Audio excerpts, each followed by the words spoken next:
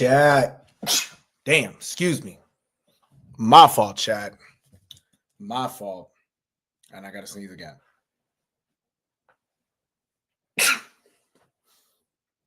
I don't know what. Allergies already. And I can't even, live ain't really even started yet. That's crazy. What up, chat? What up, chat? I'm back. Oh, what up, Spoke? Oh, yeah, I knew, Spoke, I know that's you. Yeah, no, I got you. I'm going to put the link in the, how do you call it? In the Instagram. I got you. What up, Spoke? What up, man?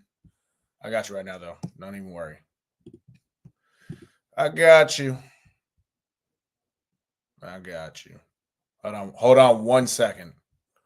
Just trying to get my shit.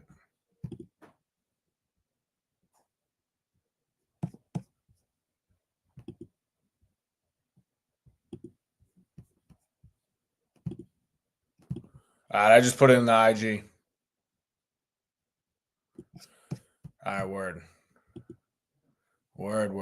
With that being said, chat.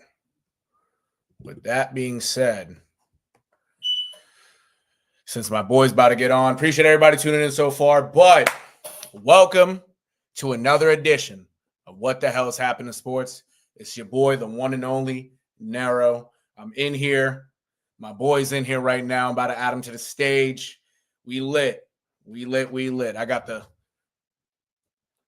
little sleeveless John going on today. You feel me? But yeah, hell yeah, chat. Let me say. I'm gonna have y'all say. Yo, what up, bro? What's up, guys? How we doing? We're live. Yeah, hell yeah. You already know. Today, what are we talking about? Nah, I was gonna get into the Red Sox and Astros from last night because I didn't go live last night. Recap on that, but. We can do a little pregame for this series coming up. We can do a little pregame. Exactly. Yeah, what I was going to do. Good thing you're here. Hell yeah. We'll get into that. And then I'm also going to talk about Patriots, how they're going with the Vikings and whatnot with their how do you call it? Let me get a shirt on. I'll be back. Nah, you good. You coming in here shirtless? Hey, yo.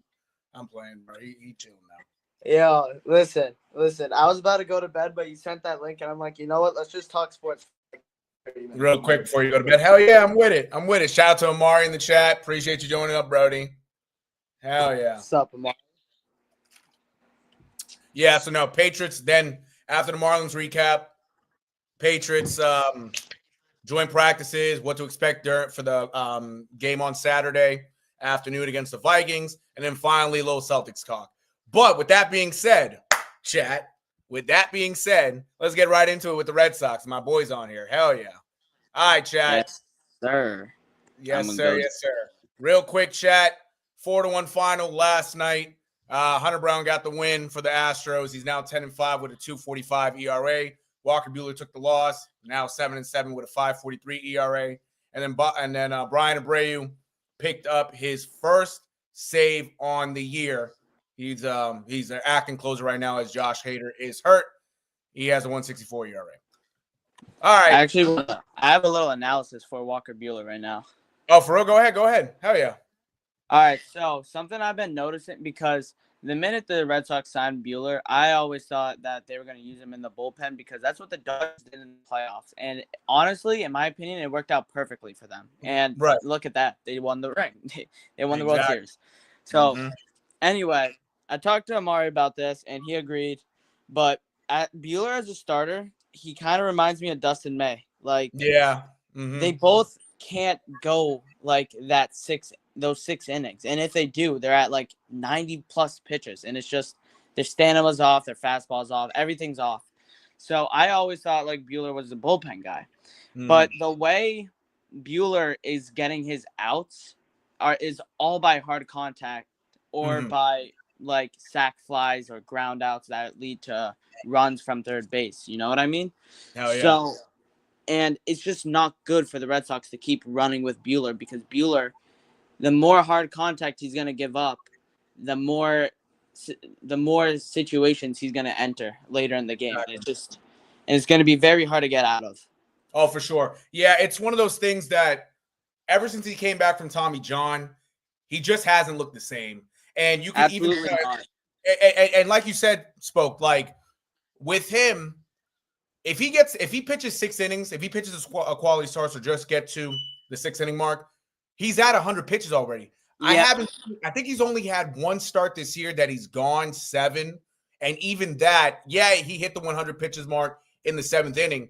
But by that, he got out of it, but he looked burnt out. It's like most of his starts, whether they're regular starts that he's had, that he's, not been a shell of himself, or a quality start, by the end of it, he'll get out of it, but he's tired. Like, he looks like he's tired. The fastball velocity dips.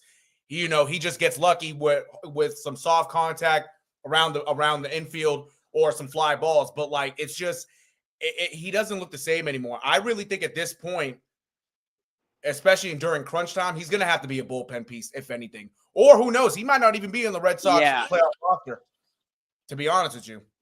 And it's hard I to say, agree with that because but go ahead. My fault, Smoke. My fault. No, you're good. But I agree with everything you just said. Hold on, is this light working now? All right. Oh, there we go. Anyway. Oh yeah. So it's just I don't think it's gonna help he said a 1 year, correct? Correct, yeah. Okay, so it's not like I understand why you signed him because he was an all right free agent, but like he's not a starter. He's a bullpen guy. Like just like Dustin May, like I said before. But he's not your type of guy to honestly, I'd trust Lucas Giolito pitching as a starter than what's his name? I'm just blanking. Walker Buehler. Buehler. Holy, that was bad. But I'd rather trust Giolito than Buehler right now. No, honestly, yeah, it's really crazy to say that. You know what I'm saying? And but you're not wrong. It's crazy to say that because Lucas Giolito could actually go those. Giolito could actually go those 6 innings with being sub 100. Right, exactly. Right. Yeah. And with Buehler, like if he makes it to 6 innings, great. But he just by the end of it, he looks burnt out. Like you've seen Giolito hit 7, 8 innings, and he still has the same velocity. Yeah. Walker Buehler, for the most part, he gets tired. It's normal. Don't get me wrong. It's normal for pitchers to lose their velocity towards the later innings because they're giving it their all. But you just look at him, it's like, man, this ain't the same guy no more. It's really not, No. It's tough. And listen, honestly, if they move Buehler and May to the bullpen, I can't lie. I think that bullpen changes in the ranks of the MLB. Oh, for sure, because at least they can give you a couple innings, yeah. But also, it brings more diversity. They could go 2 to 3 innings, and they'd go and they'd probably give up some hits, yes. But like, I'd prefer Buehler over whoever than Hicks. Like, think about it like that. I'd prefer Buehler over Hicks. I'd prefer May over Hicks because Hicks is all velo, no control, and that's something the Red Sox need to develop out of him. No, I agree. Real quick chat. Let's see. Bay State Media. That's Amari as well. Let me come join. Talk about the Vikings. Hell yeah. No, yeah. The link. You already got the link. Yeah. So when I start with that, come join. Ant says Alcantara versus Giolito is going to be very interesting tomorrow. I think it will be too. We'll get to that. We'll get to that shortly, but that will be interesting. Good thought, Ant. Good shout, Ant. I like that. Hell yeah. I like it. All right, real quick. Just to get into these stats real quick, chat. Again, if you've been following me, if you've been tuning in, the losing team goes first. Obviously, the Red Sox lost. They're going to go first, then the Astros after. I'm going to make this quick, though, because we're getting into it. Because since Spoke's on, this is going to be more of a preview for the Marlins. This is a special appearance, guys. Special appearance. You already know. All right, let's see, chat. So 6 players got hit for the Sox yesterday. 2 hits. Yes, wow. 2 hits each by Romy Gonzalez and Wilyer Abreu. There was 8 hits in total. So, yeah, Gonzalez Abreu had 2 hits. Rafaela, Wong, Story, and Yoshida each had hits. Rafael is the only one who had an RBI in the game. Walker Buehler, again, with the loss. He went 6 innings. He gave up 4 hits. He did walk 4, which has been his big issue so far this year. It's mainly been the walks. He did strike out 3 guys. He gave up 2 home runs, which led to 4 earned runs. And then Steve Matz and Greg Weissert each came in for the 7th and 8th inning. They both pitched an inning apiece. They didn't have no strikeouts or anything like that, but they got 6 outs, so that's all that matters. Yes, sir. So, and then for the Astros, real quick, hitting wise, here's the thing, chat. The Astros only had 4 hits in the game. They only had 4 hits. So that just shows you Buehler, he didn't give up as many hits, but the hits that he gave up were big, and him putting guys on base messed it up for him. Absolutely. Which has been typical. That's why you could go back to that analysis I made about the hard contact. Exactly. Yeah. Exactly. And it just shows. That shows right there, chat. Yonir Diaz had 2 hits and 3 RBIs for the Astros. Insane, dude. That guy is insane. He's insane. I tell you. And one of the hits was a 2-run shot. And Jeremy Pena led off the game with a solo shot as well. And Ramon Urias had the only other hit for the Astros. Hunter Brown, though, has looked like the all-star that he was this year. He got named the all-star game earlier this year, a couple months ago. Actually, no, a month ago because we're in August. But again, 6 2/3 innings, gave up 6 hits, did walk 3 guys. He did strike out 4 and only gave up a run. And then Souza and Abreu each came in. Souza, inning and a third, 3 strikeouts. Abreu closed it out. He did give up 2 hits, but he also struck out 2 in the frame. There you go, chat. That is the Red Sox analysis right there against the Astros. But now we get to the nitty gritty. Yeah. It's coming into town tomorrow night. I think, listen, let's put all our bias aside. I think it's going to be a great series. I don't think no one's going to get swept. I wouldn't be surprised if we get swept. We had a tough series in Cleveland, but in all honesty, looking at the scores and looking at how we played, I really believe that we should have swept them.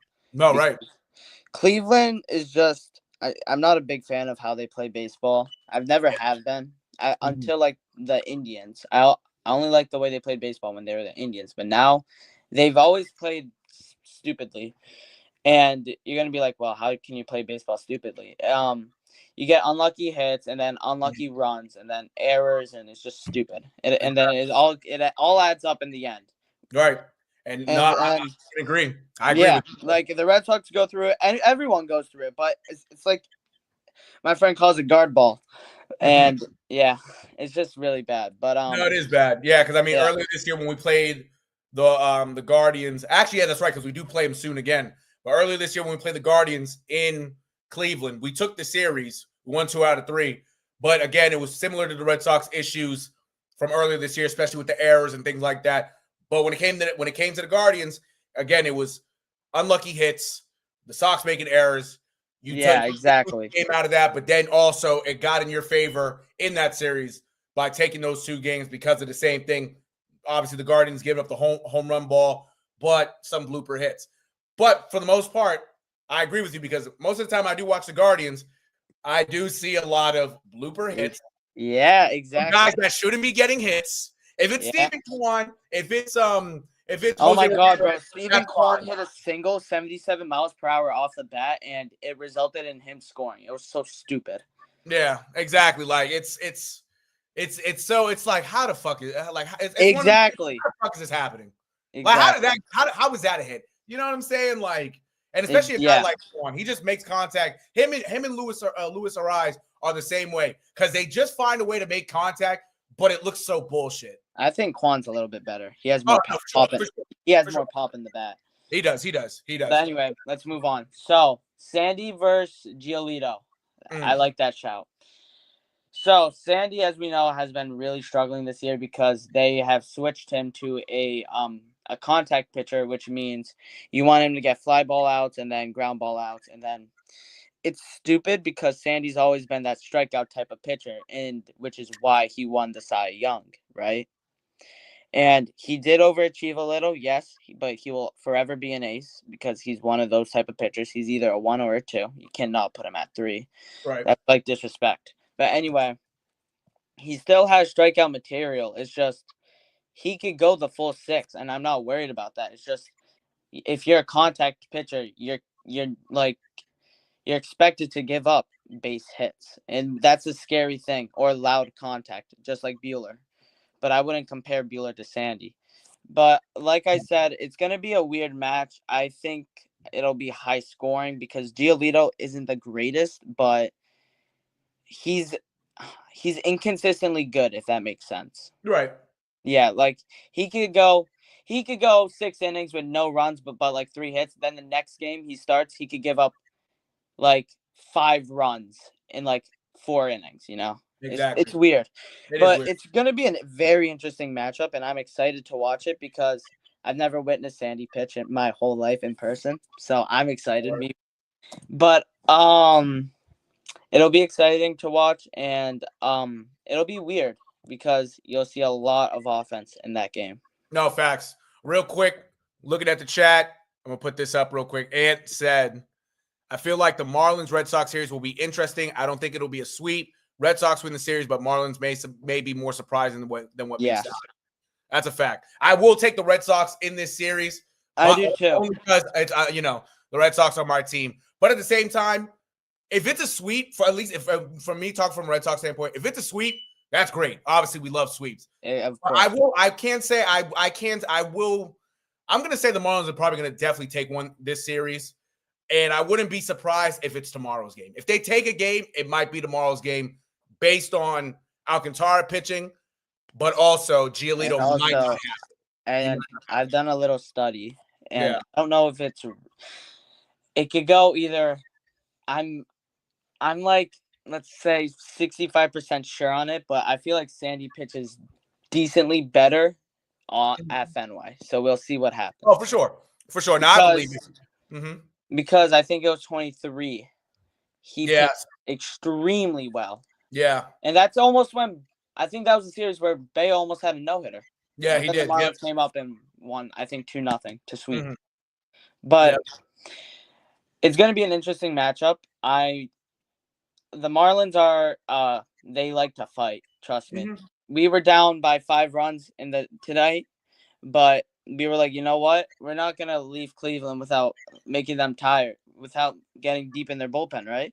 So we got the bases loaded with 2 outs, and we got to their closer, Cade Horton. So like that's pretty crazy because they were going with a crappy guy, and then they put in their closer because they had an opportunity to blow the game. And we don't like losing quietly. So we like to disrupt what's going on. No, that's a fact. Yeah, no, I mean, I'm telling you, like, the Marlins, especially within the last couple months, they've been one of those teams that you don't want to play. Yeah. I'll tell you that. When you play them, it's not going to be a cakewalk. It's not going to be like the Marlins early in the year, or even the Marlins last year, where you just go out there and just be able to beat on them. You know what I'm saying? Like, this is a team that you do have Kyle Stowers, you do have Augustin Ramirez, you do have Xavier Edward. Like, you have guys, you have building blocks, but you have guys that are good. Like, you have guys, like, these guys are not slouches. You know what I'm saying? Like, no team in the MLB is truly a slouch. Even the Rockies have some players that you can build upon for the future. But, like, the Marlins, I will say, they've been one of those teams that they suck, right? Quote unquote, they suck. Yeah. Then they get good, but then you tear down the team when they start to get good. Then they're back at square one. They get kind of back to where you would want them to be. Yeah. And then injuries and then breaking that team down again just fucks them up. I feel like right now they're at the space where, listen, don't fuck it up and break this team up. Actually keep building on this team because even free agents don't want to go to Miami. They want to go to 305. Yeah, exactly. You know what I'm saying? Like, they want to get paid, and they want to get paid, and they want to win. So exactly. So if you keep bringing a winning culture or building on a culture that's trying to win, you're gonna have guys that are gonna want to come play for you. I'm gonna say this, and I hope it makes sense. So Peter Bendix is a player developmental coach, and he brought the Tampa Bay Rays to a World Series, I think 2020. Oh yeah, okay, yep. Yeah. So I think that's what the Marlins are trying to do because I watched a YouTube video tonight and it was actually very informative Mm, because if you look at the way he's going, he knows free agents that are top tier are not going to want to go to Miami. So right. he relies on the waiver wire.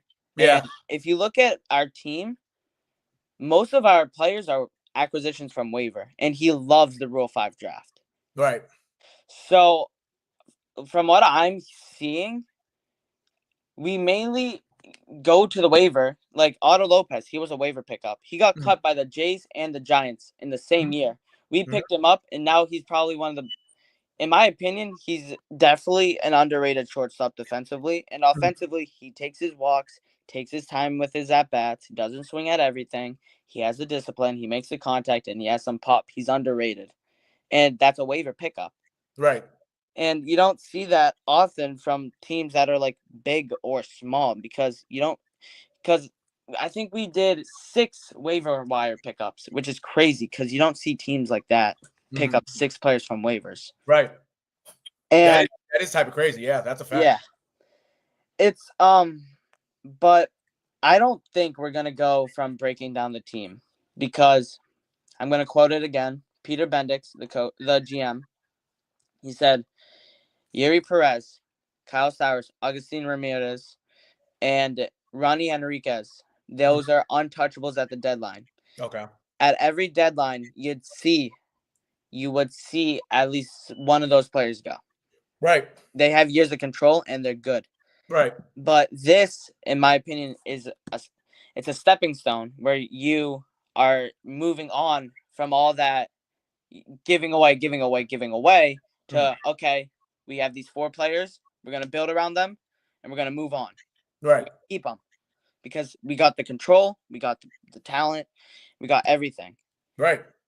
and I'm not worried. Like I'm gonna be happy tanking. I don't care because all I know is that because we are here to make players better. That's the motto. Because that's what the owner said. That's what Bendick said, and I think it's going well. No, Because look. look at Yeah, Jacob Marcy. Look at yeah, Jacob that's a fact. Marcy. That's a fact. Now there is a bright future in Miami. Yeah, I can't say exactly. that. From the little bit that I've been able to watch highlights and even on MLB Network when they do have them on, there's some positivity. There really is. It's not like you're looking at Miami right now, like, oh yeah, they have some guys, but they're not going anywhere. No, they're a team right now that they were actually struggling. Like it was bad to the point where, all right, at the trade deadline, Kyle Sowers is going to get traded. No, at the trade deadline, you're at 500. You know what I'm Yeah. saying? Like you're close to 500. Then you get to 500. I know they struggled just a little bit in the last couple of weeks, but now But we instead of played 500 teams that are like actually going to make the playoffs, exactly, and no, it's tough. exactly. They're on the up. They're not going. They're not the Marlins from before that. Oh, we have all these guys, and you just see them. No, they're actually. We have guys that are a bunch of quote unquote no names, and they're going But up. You don't have to have once them. you develop them, they become into something you're like, oh shit, Exactly. yeah. Yeah. And I'm gonna say one more thing. Mm, I've been making trades before the deadline, the mock trades for Edward Cabrera and Sandy Alcantara, right? mm, You mm, saw them, everyone saw them. They're controlled, they have control, they're good, blah, blah, blah. mm, Peter Bendix likes to get packages that are high in value. For example, Trevor Rogers got us mm, Connor Norby and Kyle Sowers. Norby is going to be, he's a decent infielder, mm. but he's not going to be an everyday bat. But look at Sowers. His metrics back him up, and his defense backs it up as well. So Right. those are the type of trades. Like go to the Arise trade, which I think we won 100% because Luis Arise is a 1-tool player. We Mm, got, I think that was the Jacob Marcy trade. yeah. We got Dylan Head, who's adding some. He's in I think AA, and he's adding some power to it, Mm, to his bat, which is good. We got Jacob Marcy, who everyone should know right now, mm-hmm. and or maybe that was the Robbie Snelling. All right, I'm searching I this. think it was Snelling. I think it was Snelling. I think It it was. might have been Snelling. Mhm. Snelling is really good. He's averaging, I think, 10 strikeouts per game. That's his K/9. There you go. Insane. That He's is. almost ready. And then hold on, let me get the You're good. You're Jacob Marcy trade. All right, ready? good. Mm-hmm. All right. Marlins acquire right-hander Wthhs Is, who we designated for assignment. Okay. Nathan Mortarella, Dylan Head, and Jacob Marcy. Oh, this what? Okay, this was the Luis Ariz trade. Okay, Luis Ariz. Everyone's gonna hate. Oh wait, am I here? No, you're good. You're good. Yeah. Hello, You can hear me? am I good? You hear Yeah, me? you're good. You're good. Okay, Yeah. yeah. Anyway, Luis Ariz is a one-tool player. All he hits is contact. Right? He doesn't Uh, run. Can't run well. Has no power. Can't even defend. mhm. And all he does is hit for his average. I've never. It's very rare to see him hit a home run because all he does is just hit for singles. And Right. obviously, the Marlins won this trade because just look at Jacob Marcy play.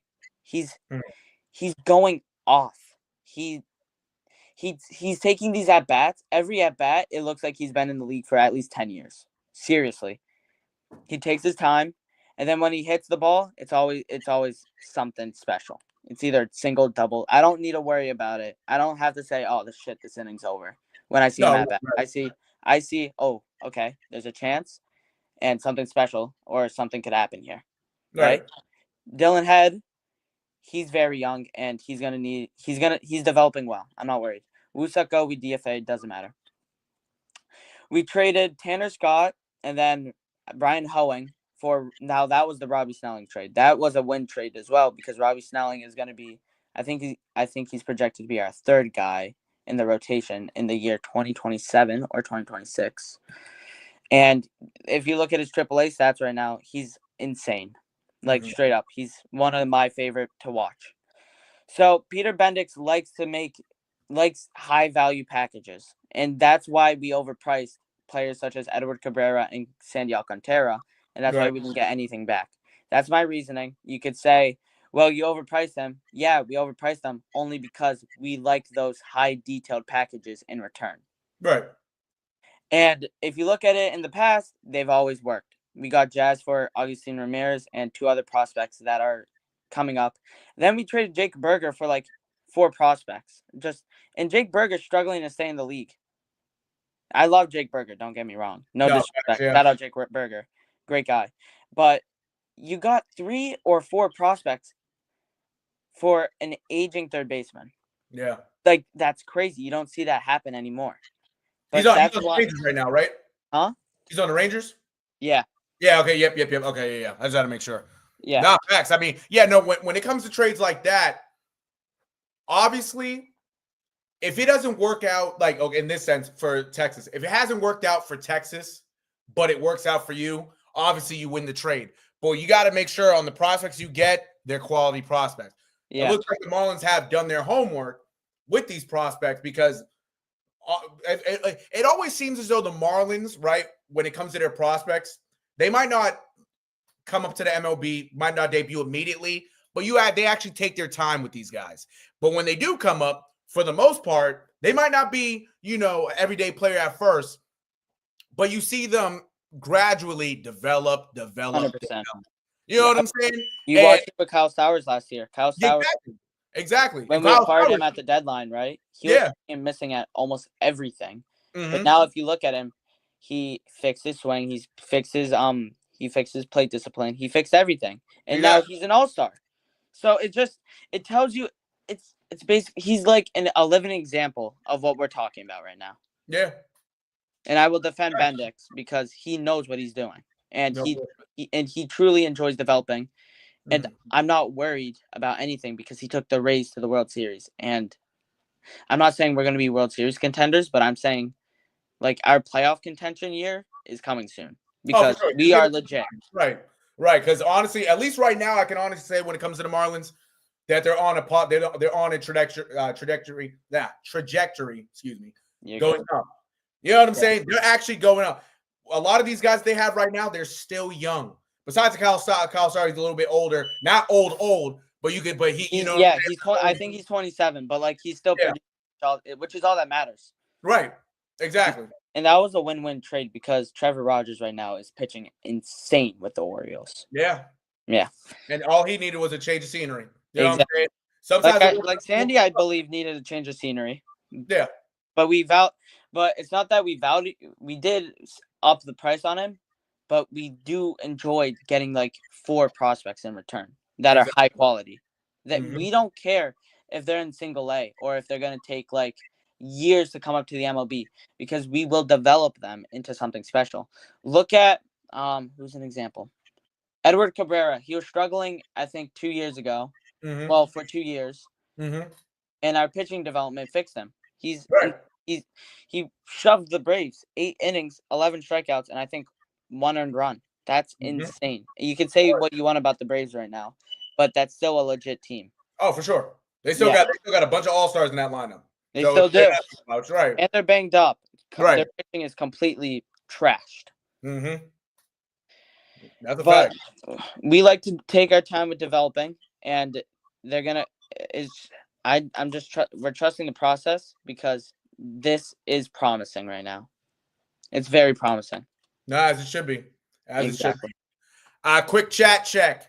Let's see. Ant did say that he wishes that I'll pull it up right here. He says that he wishes the Marlins won the series against the Guardians. Too. It would have been great. It would have been great to walk into Boston with a series win versus a contending AL team. And especially for the Yankees, because the Yankees are they're trying to get in a wild card when they're in the bag. And what happened? Oh shit! Yeah, what happened to the Yankees? I don't know. I'll talk my shit about the Yankees because we swept them. So I have all rights to shit talk you, Ant. Sorry. No, as you should. Yeah. I mean, and the Sox are 5-1 against them so far this year. Yeah, so we could talk our shit. We can. Anybody else? Oh, Nana. Hey, Nana. He said they just be letting anyone on the mic these days. Man, shut up, Nana. Shut up. Shout out to Nana, my dog. Yes, sir. Let's see. Anyone else? Oh, from the Bay State Media Collective, a.k.a. Amari Scott, my dog as well. He says, honestly, who would replace him on the roster right now? Who would replace him, though, if he's not on the roster? I believe he was talking about Walker Buehler. Oh, I got a perfect guy. Yeah, go ahead. Payton Pritchard, the left-hander. Yeah. He's insane. I love him, and he's great for He's going to be great in Boston for the starting rotation, and you always love having left-handers pitch, right? Because they are very hard to get off of. Yeah, that's for sure. And honestly, I would say even for him, rotation-wise, they'll probably wait towards more so towards next year for that. Sure. If anything, you can give him some starts in September just to make sure some of these guys are healthy for the playoffs. Guys like Payton Pritchard could end up doing that. If he does, great. If not, it happens. But if anybody else, maybe Cooper Criswell, you could throw him in there as well, at least as an innings eater. Yeah, exactly. You know what I'm saying? Just to get Walker Buehler into the bullpen, if anything. So yeah. Let's see what else. Oh yeah. Amari said, I'll pull it up, chat. I got you right now. I got you. Don't tell me you said someone from the minors because we can't even afford to do that right now. Yeah, he did. He did say Payton Pritchard. He did.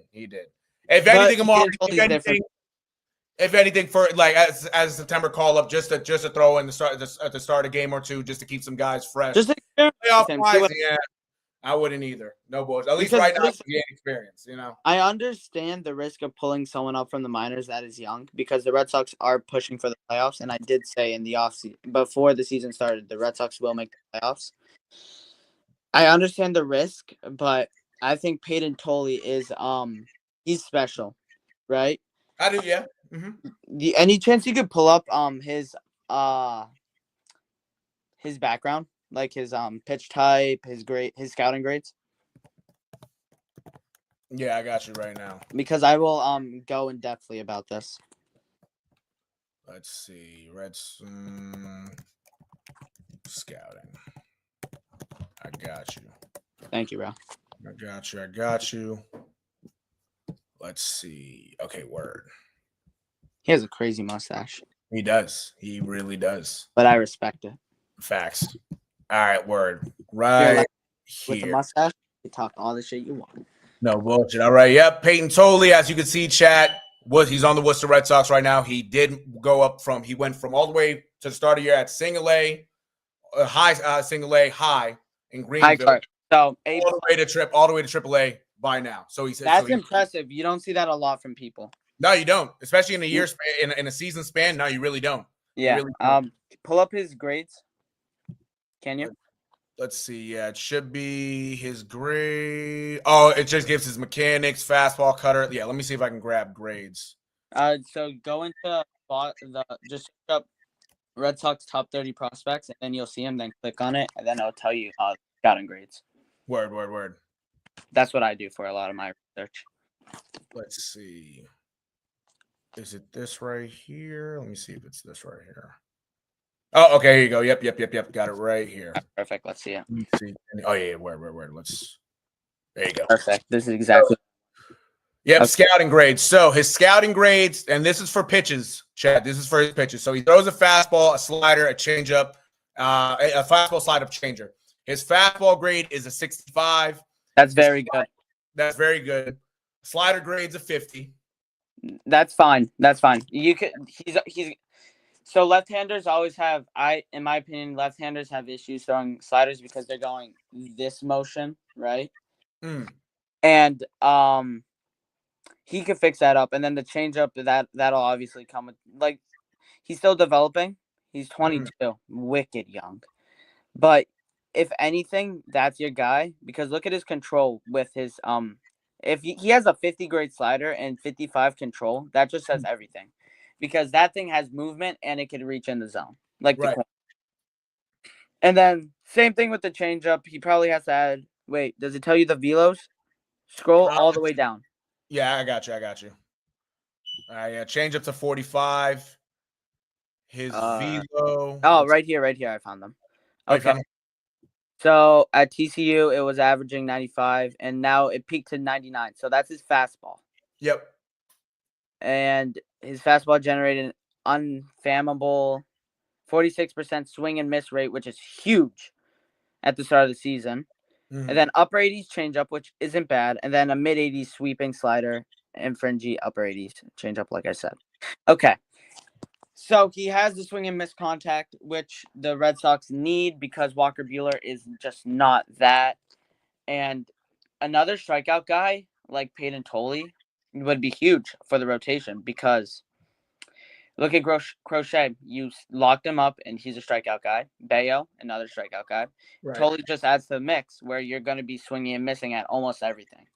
I understand the risk of pulling him up young, and I understand the circumstances. But if you experiment with him like one game, maybe 2 starts, he could potentially do something no one could think of. I wouldn't say like a no-hitter, but I'd say like a good 5 innings, like solid pitching. That's fair. What now? Speaking of left-handers, only because this guy has big league experience already, but obviously with him being acquired in the Devers trade, he's mainly been in the minor leagues kind of to fix his mechanics, fix his stuff. How about a guy like Kyle Harrison? Okay. So Harrison. Actually, since I'm so, I think I can go on his. Can put it up, definitely. Yeah, let's see. He's a prospect though. Wait, unless he is. He? Oh, actually, no. Yeah, I don't think. No, he isn't, because he had starts with San Fran. So just just search him up, and you'll definitely see something. Got you. Let's see, Kyle Harrison.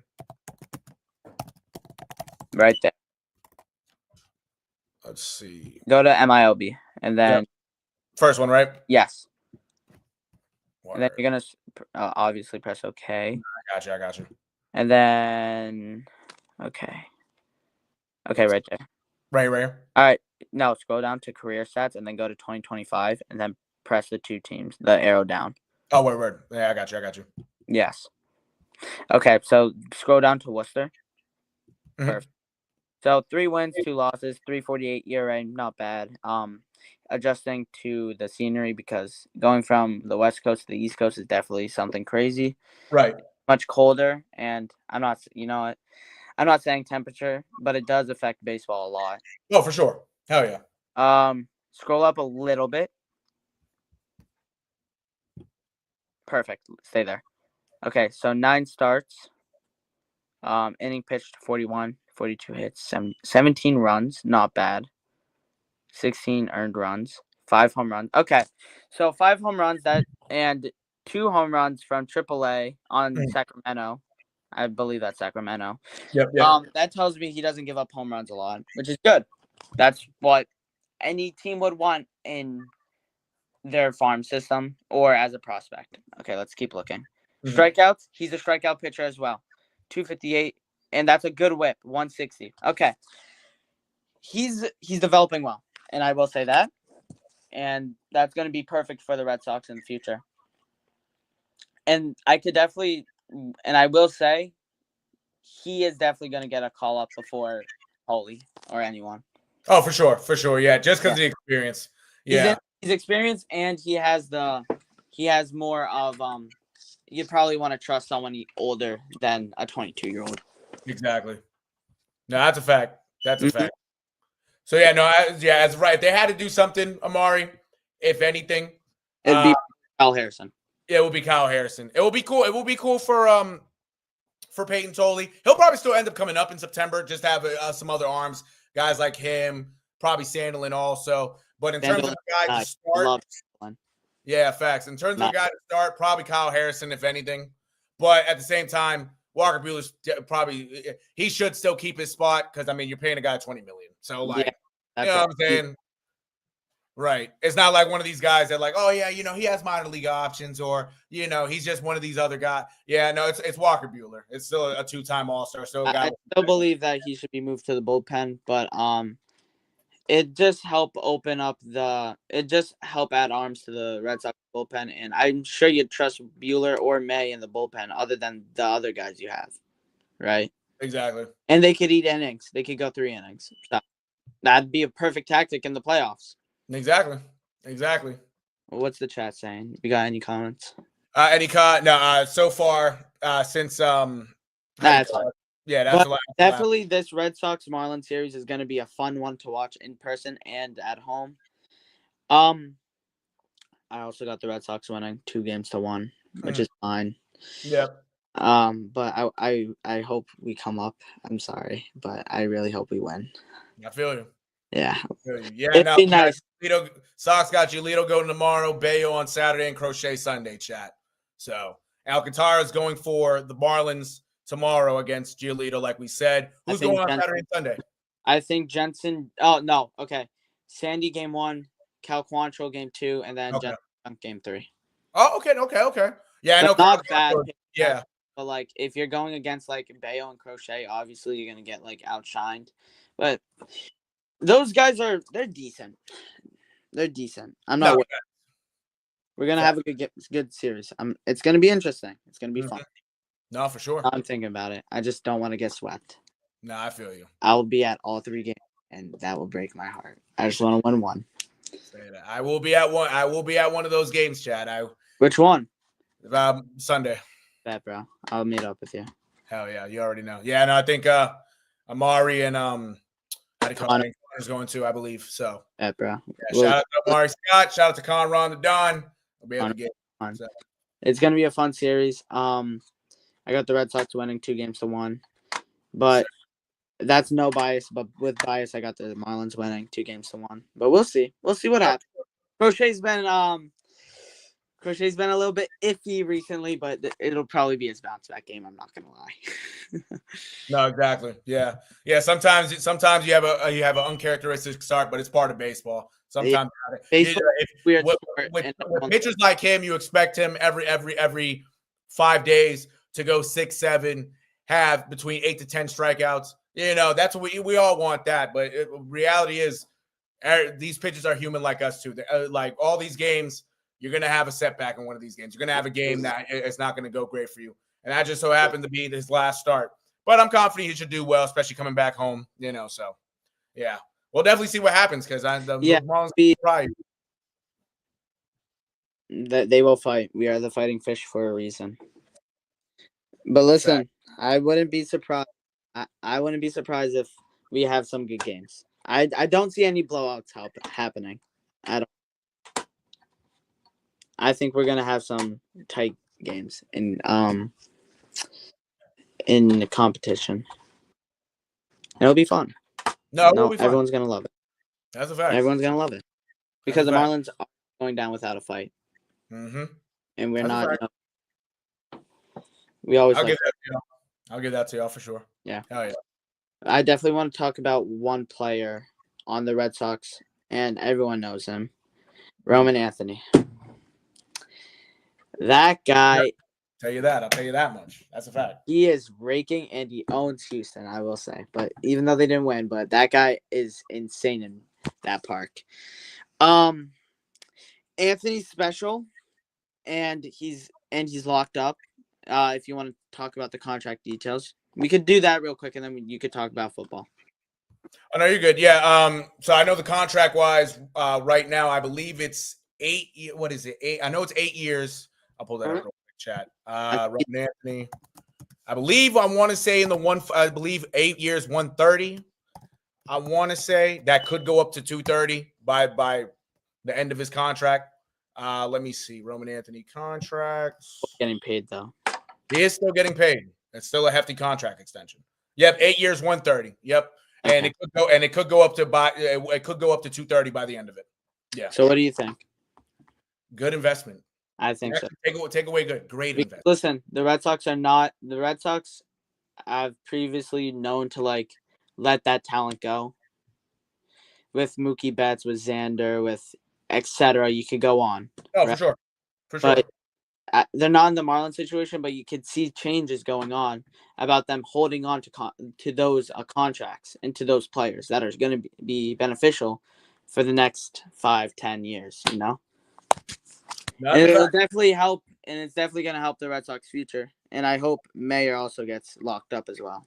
I hope so too. Yeah, I think he'll definitely be the next one. I know for him, I think the only reason he hasn't gotten locked up yet in a contract is only because of his injury history, him being injured often.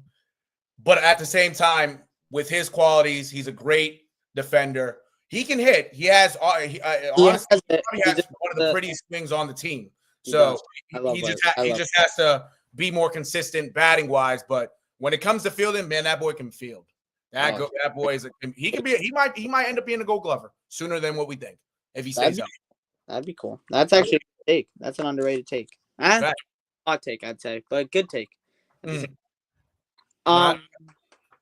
then Christian Campbell, I think they ruined his development with all those defensive changes. Yeah.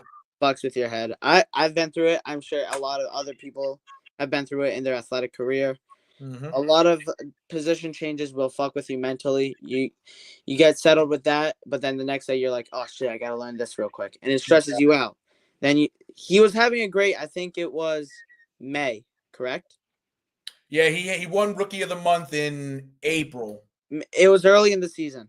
Yeah, he won it Rookie of the Month in April, but then he started to struggle in May. Yeah. May to June. Yeah. Because you're just moving him around too much, and it's just going to overwhelm him. Right. And it's not good to do that with especially someone that young. And I can't lie, I blame Cora on that. Cora definitely takes it. He does play a part in this. That's true. Let's not forget, Cora is also at fault for a lot of things. But that is definitely one of them, messing around with his development. Because he has potential to become – he's a utility guy for sure. And he has a great bat. He's good offensively. Mm-hmm. It's just like just keep him at one position and he will be fine. You could roll him in the outfield. And him and Mayer and Duran. That's great defensively. Oh, no. Roman Anthony. Yeah. I caught myself there. No, you're good. No, yeah, exactly. I know he's been tearing it up in the minors for the last 3 weeks for sure. I know he was struggling at first down there, especially with his swing, but he's picked it back up. I want to say he has probably over a 15-game hitting streak right now. I think around there, but he's around some around there from what I last saw. But I mean, hey, when you get down to the minors, you're kind of just getting back into the swing of things. He's definitely going to be another guy that comes up in September as well. He might, who knows? He might. Some of these guys, whether it's the Tolleys or the Harrisons or even the Campbells, they may come up just a few days earlier, just in case if they want to use them for a a playoff spot, just in case. Because I know if you get called up in September, for the most part, I think if you get called up in September and you haven't played this year, you're ineligible for the playoffs. I think Campbell, he might get lucky enough if he does get called up in September, since he did play games earlier in the year to do that. Say it again. My fault. I think he's definitely going to get a call up because you don't want someone like that playing in AAA to just stay there. Oh, for sure. Hell yeah. Because he's definitely going to impact the roster and the offense. Because I don't really think the Red Sox, I wouldn't classify them as offensively struggling, but they definitely need like 1 to 2 guys that are insane. And Christian Campbell could definitely live up to that potential. No, I agree. Yeah. And he showed it. He showed it already. Showing it still. Exactly. I don't know what position he is. I don't know what he's doing right now. All I know is he's raking, and that's all that matters to Sox fans. Exactly. I think he's playing first, but I don't know. No, facts. Yeah, no, I haven't checked. I haven't checked with the what's going on in Worcester, like especially with him in the last week. I know he was still taking some reps at second. I think they did. I think they did throw him. They did first though. Yeah. But I don't see him as a first baseman. Yeah, no, he doesn't look. Yeah, could he play it? If he learns it, could he play it? Yeah, but he's more of a second base. You could probably throw him at shortstop, third base, as well as those other positions in the infield. But I see him at second base and possibly at center field due to his frame. But you could even throw him in one of the corners also. Like he's a second outfielder. Yeah, I see him more of that.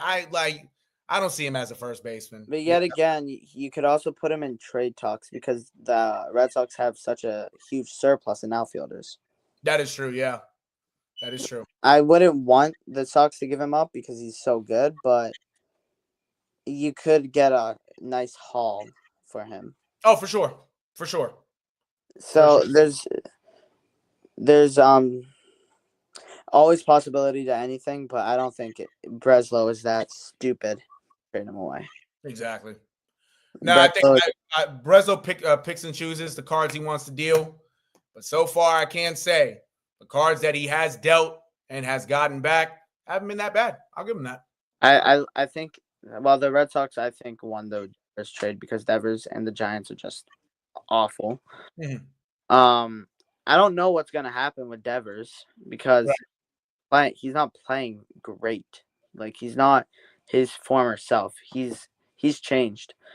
And that's why I say the Red Sox won this trade. Yeah, Liam Hicks sucks. But he could just need that 1 year like Kyle Sowers needed. Exactly. And that's fair. Yeah. And then Kyle Harrison, I think he's going to get called up in September. Yeah. But the Red Sox definitely have something nice brewing up. They do. And then Boston is happy about that. I can tell you that. I will stand on it. They will still make the playoffs. I've said it since the offseason. Amari, Bay State Media, shout them out. They could tell you all about it. I've been saying they will make the playoffs in January. I'll die on that hill. Hell yeah. That's a fact.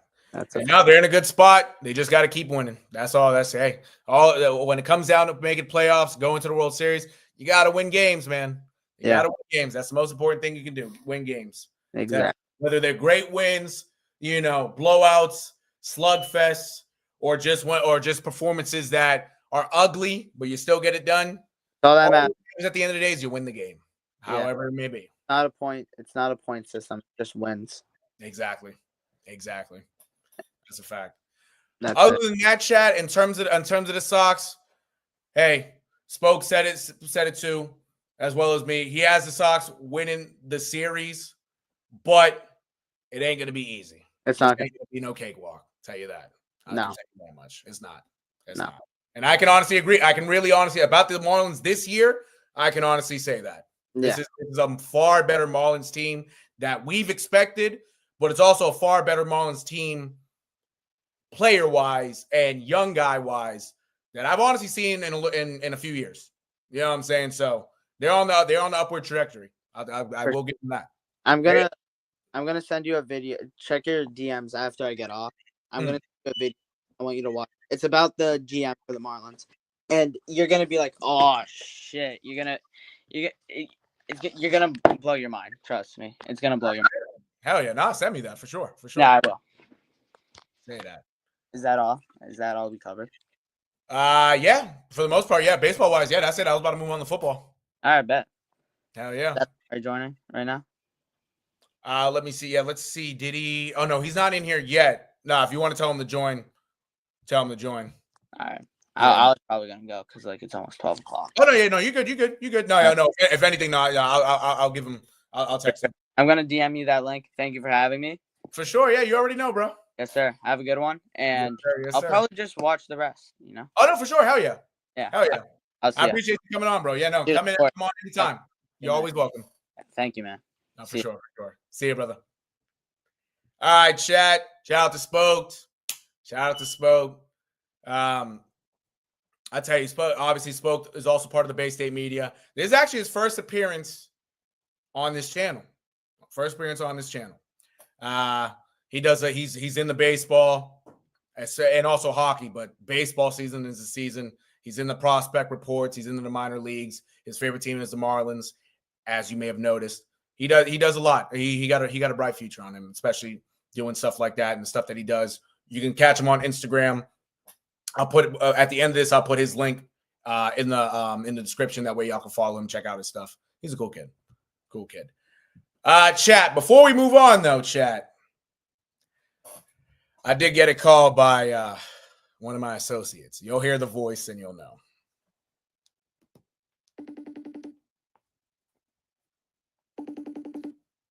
Hold on, chat. This is about to be hilarious because I already know he's going to come at me for something.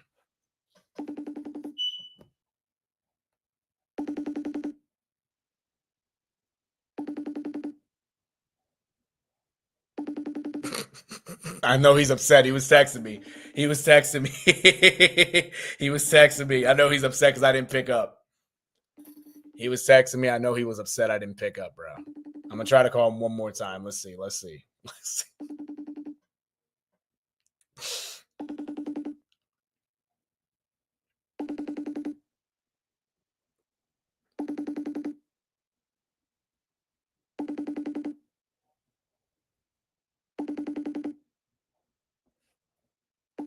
All right, if you don't answer this one, chat, I'm going to move on. Appreciate you tuning in. Yeah, shout out to Spoke, yeah. Nah, he ain't picking up. Yeah, I tried to call my boy Elijah, who's been on here before talking this shit real quick because he tried to call me just so he could say, I know he was probably going to say what's up and whatnot, but he'll definitely call me back and he's going to say some crazy shit to me because I ain't pick up the call. So be prepared for that, chat. And when he does, y'all are going to hear it. All right, chat. Let's see. Next thing is the Patriots. Let me just find. Okay, word. I got it right here. Word. I had to make sure I didn't exit out the tab. All right, word. So the Patriots. Bingo. The Patriots and the Vikings obviously had a joint practice this week in regards to their game against, or two joint practices, I should say, in regards to the game, their preseason matchup on Saturday at 1:00 to be exact. They practiced 2 days this week, Wednesday and Thursday. So yesterday and today. And it was some positive, it was kind of some mixed results. For the Pats. Let me just see if y'all can. I just want to make sure real quick. Let me just play this. My fault, chat. I just want to make sure. I'm looking at YouTube on my phone to make sure. Okay, we got everything all set up. So this is strictly from NBC Sports Boston. They're just live updates on what went on during the day. One of the articles, or one of the, you can call it article. This is Phil Perry. He said that Stephon Diggs doesn't look like a number one wide receiver anymore. The article itself is by Michael Hurley. Shout out to Mike Hurley. This is what goes on. What Hurley wrote. He said Mike Vrabel's first training camp as head coach of the New England Patriots has been almost completely drama-free. That changed a bit on Thursday, thanks to Stephon Diggs. Excuse me.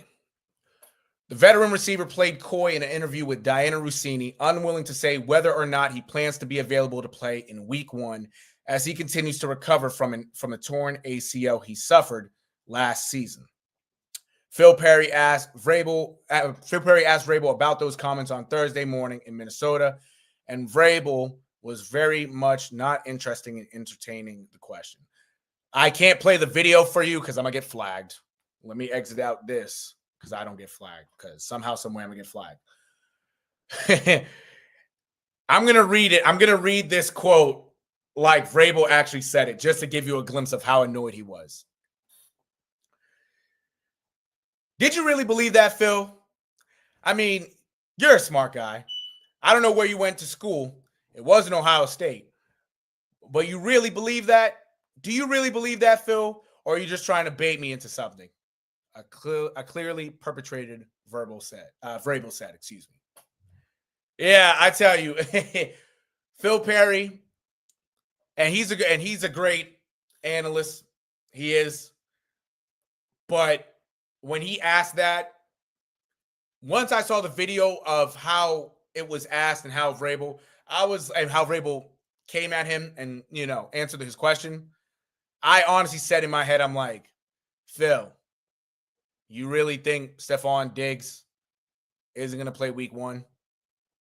You really think, well, by him saying, oh, yeah, we'll see, you can't read between the lines of how he answered that? Like, come on, Phil. You're better than that, Phil. Mind you, this isn't Mike Vrabel ain't Bill Belichick. Mike Vrabel ain't Gerard Mayo last year when he was just throwing out bullshit answers. This is Mike Vrabel, Phil. This is Mike Vrabel talking. So don't try to come at him. Don't try to ask no nonsense questions or say nonsense things to try to poke the bear and try to get him to react or overreact on something. Relax. Stephon Diggs is playing Week 1, bro. Exactly. Facts, Spoke. It is NBC Boston for a reason. Oh, and Spoke also said, me personally, I don't know ball like you do, but listen, from what I hear, Diggs is probably going to be a problem with the locker room. I mean, no, he's known to be like that. But even last year in Houston, he was actually a leader, and a lot of people had a lot of good things to say. But then again, you can't always trust that. But from what it looks like, I mean, he's done very well so far. But then again, the season hasn't started yet, so who knows? But yeah, there's been times where he's been a nuisance. There's been times where he's been a nuisance. I will give you that. Another update, J.J. McCarthy, he won't play in the game. So Vikings quarterback, the starter, J.J. McCarthy will not play in Saturday's game. Drake May makes good decisions. Makes good decisions, avoids turnovers in day 2 against the Vikings. Another article, this one by Phil Perry himself. This was originally written on Patriots Insider. Actually, no, I mistake. He's the Patriots Insider. I read that wrong, but we already talked about him. He says for Drake May, it was a second straight day he avoided turning the ball over. Seemed to be making good decisions consistently. Offensive issues on Thursday did not appear due to be soon.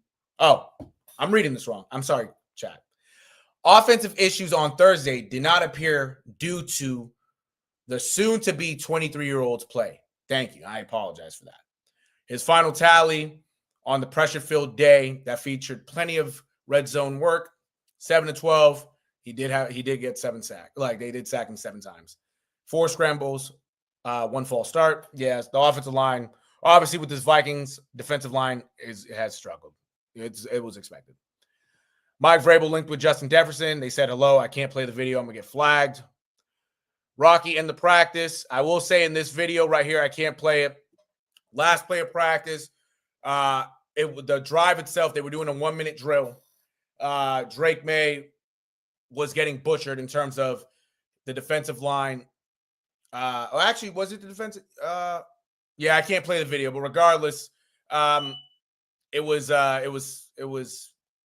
going bad. The offensive line wasn't doing its job. Drake May threw a Hail Mary to Kayshon Boutte in the end zone on the last play of practice. Kayshon Boutte came down on 3 of defenders. He caught the ball. Practice over. That was positive. Mike Vrabel, for the second consecutive day, he jumped in a pile to break up a fight. That just shows you how he is as a head coach. He's a hard-nosed guy. He got a lot of balls on him to do that, especially him not having pads on. This little snippet right here talks about the Vikings front 7. Phil Perry also wrote this. Again, I'm not going to even read this. Jonathan Grenard, the Viking star edge rusher, gave Will Campbell all he could handle. He got 3 sacks on Will Campbell. Will Campbell, he's not doing that bad, but it's just tough. It's just tough on his arm. Amari, if you are tuning in, Amari, you're more than welcome to join.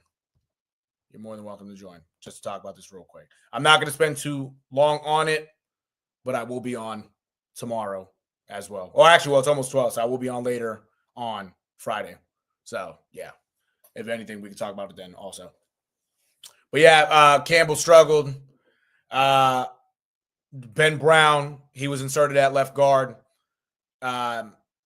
today because I believe Jared Wilson – I'm not going to say he's hurt, but I think he was more limited. He was inserted in the left guard spot. He lost twice to Javon Hargrave. He got bull rushed on the first rep, and then Hargrave, did a little hand swipe to get the second win. So a little bit of a struggle for him as well. Afton Chisholm had a leaping touchdown grab today. Yeah, we already talked about Ben Brown taking over for Jared Wilson today. And yeah, so I will say for the most part on practices for both days, right, chat? Let me just end this right here real quick because I'm not going to dive as much into it because I'm going to get into the Celtics also real quick before I end this. For joint practices, guys who stood out, guys who did stand out. Travion Henderson, especially yesterday, right? Wednesday, had a couple touchdown grabs. He did have a 70-yard, wheel route that he did manage to score on. That right there, he was basically just showing what he can really provide. Like he's gonna be something serious to watch this year. He's gonna be special. He has the speed, he has the build. And like I've mentioned before, we haven't seen I don't think we've seen a running back like this truly, or like kind of hyped like this since Lawrence Maroney, excuse me. And that was almost 20 years ago.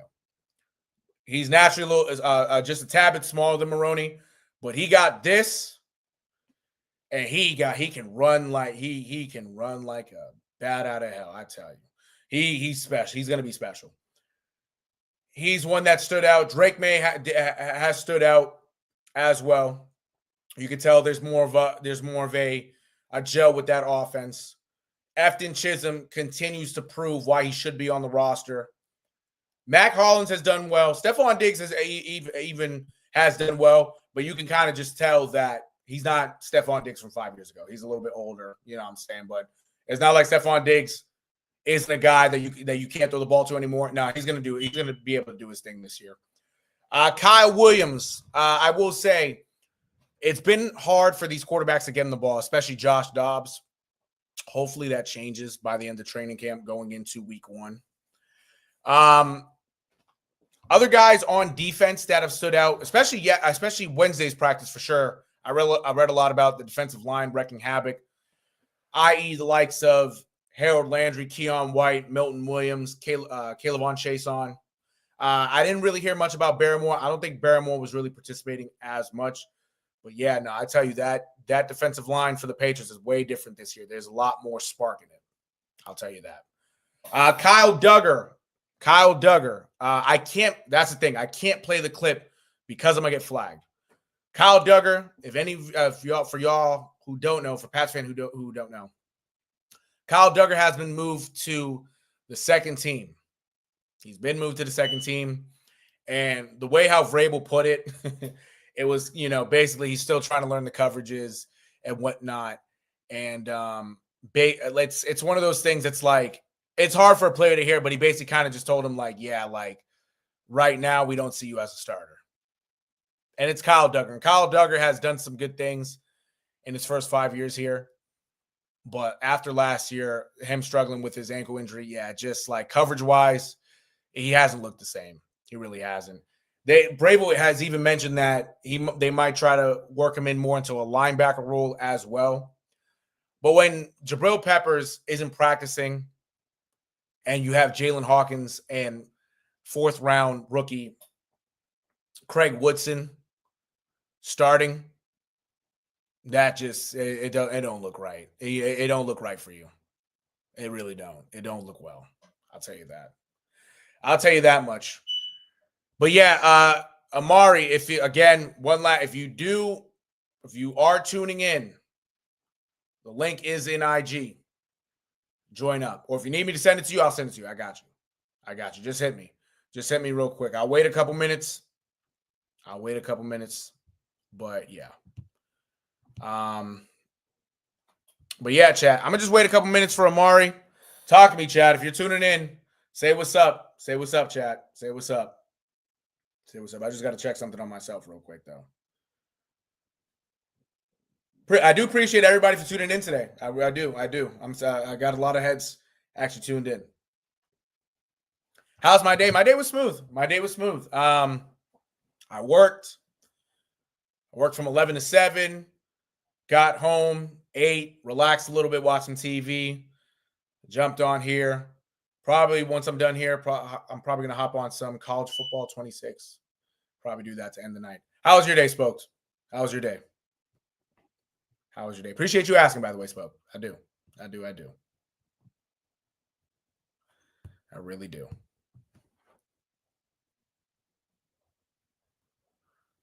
All right. Look, I know you're probably typing. My fault, Spoke. But yeah, no, let me know how your day was, bro. Let me know what you did. Oh, I will say, Spoke, how are you excited? I saw your schedule for college. I will say that schedule that you have actually looks pretty smooth. That was similar to my schedule when I was last in school. I will say, like, in terms of like days wise and classes wise, like classes per day, yeah, you're gonna enjoy it. But you just got to make sure. One piece of advice I'll give you, Spoke, is for your work, make sure you manage your, like, when you're going to do your work and all that. You'll have a lot of free time. So, yeah, I'm telling you, you just got to manage that. But other than that, it looks smooth. It does look smooth. I'll give you that. I will. Hell yeah, chat. Appreciate you tuning in. It's actually 12:05 right now. That's crazy. Damn. All right. So it don't look like Amari is tuning in. Which is fine, because I know he's probably doing some other stuff right now. I'm with that. But in the meantime, final tidbit of the night will be to talk about the Celtics real quick. This is about to be quick, though. Very quick. All right, chat. Word. Celtics-wise. Word. All right, real quick. The schedule came out for the Celtics today. Schedule came out. Let me see. Is it showing? Oh. I messed that up. My fault, chat. My fault. Hold on 1 second, chat. Hold on. I almost did a doozy. Damn, what happened? Word. Okay, word. I got it now, chat. All right. And bingo. Word. All right, chat. So the Celtics schedule. And actually, let me see if I can. Nope. There you go. Word. That's a little bit better. Chat. All right. So this is the schedule for the Celtics, right? Preseason wise, they got 4 preseason games.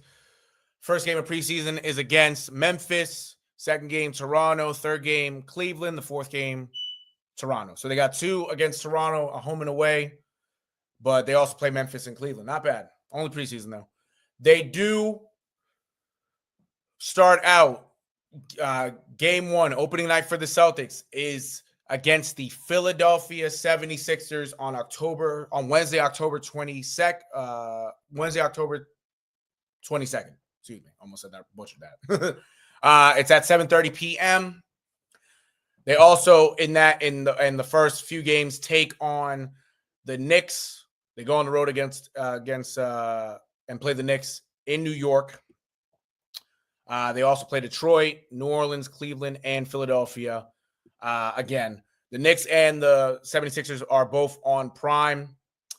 And then November, they take on the Rockets, the Jazz, and the Wizards. 3-game homestand right there. They do take on Orlando Friday, November 7th, which is the first game of the NBA Cup for them. Yeah, they have it. They do. The first part of the schedule is kind of rough. Not gonna lie. Yeah, facts. That is spoke. You're right. They do take on Orlando again 2 nights later. They play Philly again. So they play Philly very early this year. They have 3 matchups with them in the first 4 weeks. Yeah, 1. Hold on, 1, 2. Yeah, so 3 matchups in the first 4 weeks. They're taking them. They're getting them quickly. Then they also play Memphis again. They play Memphis, except this time it's a regular season. They play the Clippers, the Nets. They play Brooklyn again. They play the Nets again, which is a NBA Cup game. Orlando again. They play Detroit, which is a ESPN game. That game's a 5:00 game. So I think that is that's the day before. So they got it. They got them the day before Thanksgiving in that one. And that's a home game. Then Minnesota, then Cleveland. And then you also got New York at the start of December on the 2nd, which is an NBC game. Washington, and that's a home game. Washington away, Lakers at home. Very early for a Lakers game, a Lakers matchup, but that is a 7:00 game on Prime. That's a Friday night game. Then they go to Toronto, NBA Cup quarterfinals for a week. That's if they make it that far. Then they come back and take on Miami, then go to Toronto, then come back home for Indiana. Then they got then they go on the road. First stop is again Indiana on Prime. Then they go on their West Coast trip for Christmas, basically. So, or after Christmas, they play Portland, they play Utah, they play Sacramento, and the Clippers. Then they come back for a 4-game homestand against Chicago, Denver, Toronto, and San Antonio. Then they're back on the road against Indiana, Miami, Atlanta, and Detroit, which is a Monday night NBC game. Back home for Indiana, back on the road for Brooklyn and Chicago, back at home for Portland, Atlanta, and Sacramento, which rounds out January. And then February, they start February at home against Milwaukee. Then they go on the road to Dallas and Houston. They come back home for Miami. Then they play the Knicks, nationally televised on ABC. Then they go to Chicago. Then the All-Star break. Then they go back on another West Coast road trip to Golden State. The Lakers, which is a primetime game on NBC. They go to Phoenix, then Denver. Then they come back home for Brooklyn and Philadelphia to start out March. So that's their last matchup against Philadelphia, which comes in March.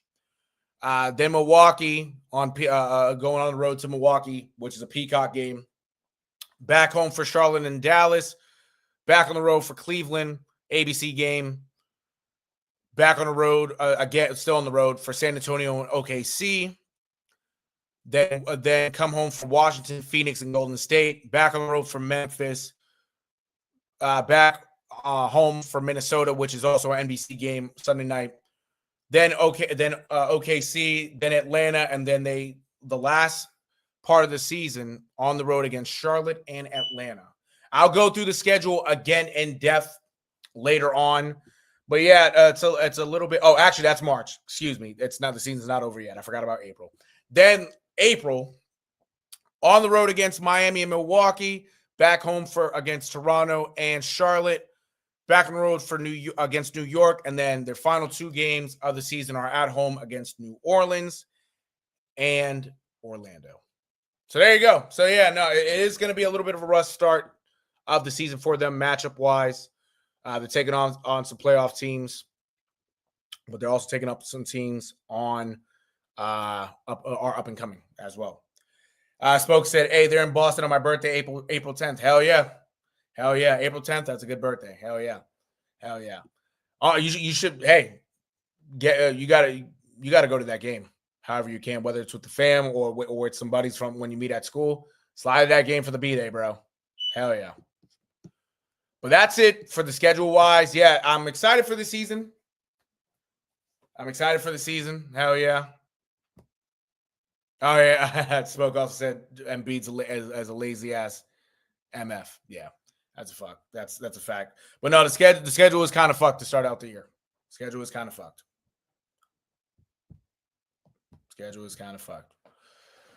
But I tell you, yeah, it's gonna be.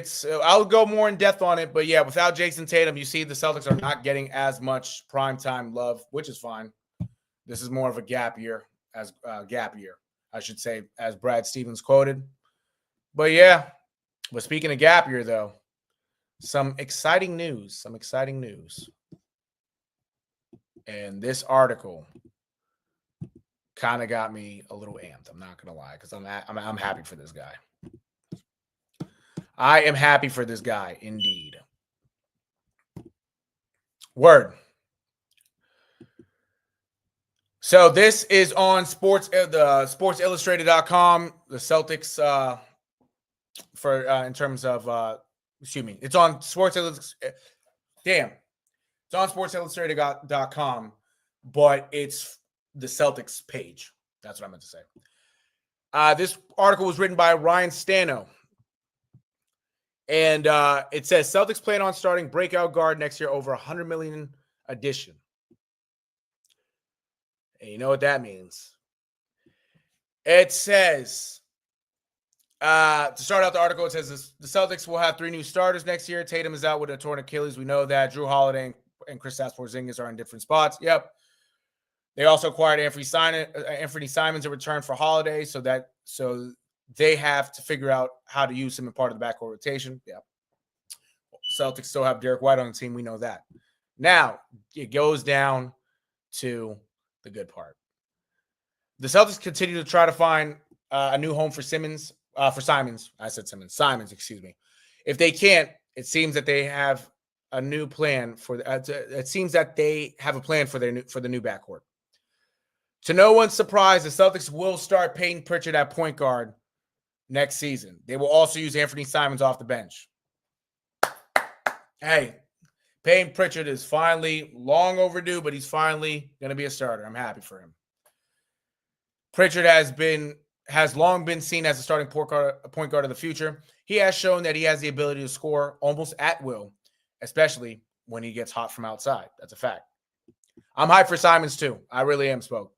If they trade him, it is what it is. But no, if they keep him, he'll be a contender for 6th man of the year. Plus, also he can start games, so he'll bring the scoring. They just got to work on his defense, or he has to work on his defense, I should say. But it's a collective effort. His playmaking has started to improve over the last few seasons. He is a better passer than he was when he first entered the league, which makes him the obvious candidate to start at point guard. Simons will come off the bench, meaning that he will be the 6th man for the Celtics moving forward. He has shown the ability to be a microwave on the offensive end of the court, even though he struggles on defense. Boston has a plan on how it will use Simons if they aren't able to reroute him. Simons is on a $27.6 million expiring contract, so he does have some value around the league. He does.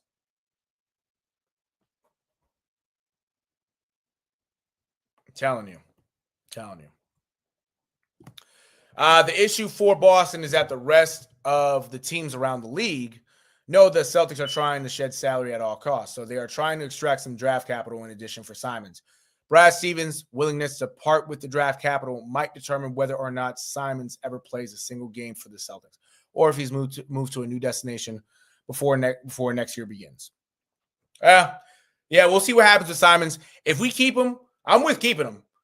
Scoring wise, the player he is, I like him a lot. I know his defense lacks a little bit, but you can work on his defense. Like, it's a collective effort with coaching and even the player himself. But you can work on his defense. If he's not the greatest defender, hey, not everybody can be good at everything. But regardless, with his scoring, I think he'll do wonders in his team. But without Tatum and Jaylen Brown possibly being hurt to start the year, or being out to start the year, especially with his meniscus surgery. I mean, shit. Why not have a guy like Simons on your team to provide some scoring? But if they shed his salary, it is what it is. It's a business. I'm telling you. His contract is a little high, but it's only a 1-year contract. You could live with paying a guy $26.7 million. You can.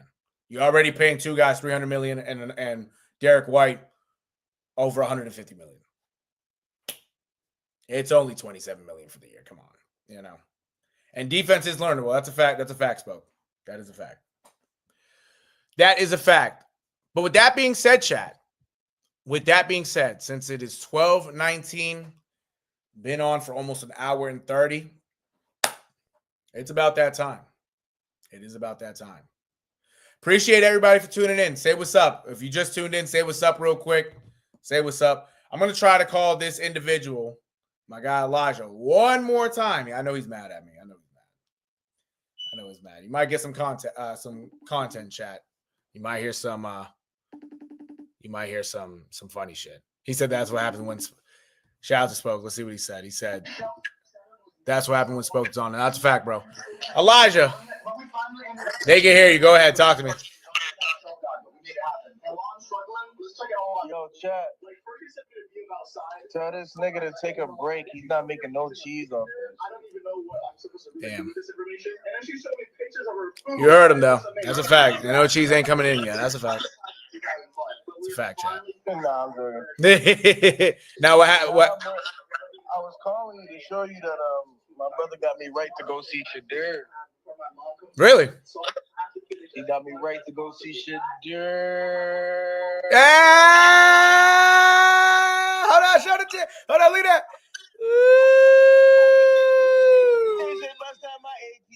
Sing timing. Yeah, they told him bust down that AP perfect timing. No bullshit. Nah, shout out to Spoke too. Yeah, we're gonna make that cheese soon, bro. No bullshit, bro. Hell yeah. It's all in the process. But yeah, now he got you right. That's crazy. No, but is that a Citizens watch? Citizens. No, is that brand Citizens? Like the bank? Yeah, there's a watch called Citizens. Yeah. Is that the type of watch? This is Cartier. That's a Cartier watch? Come on now. Oh shit. He got a bust down Cartier. Oh shit. Yeah. Hey, his brother got him right. Brother got it right with that Cartier, bro. No cap.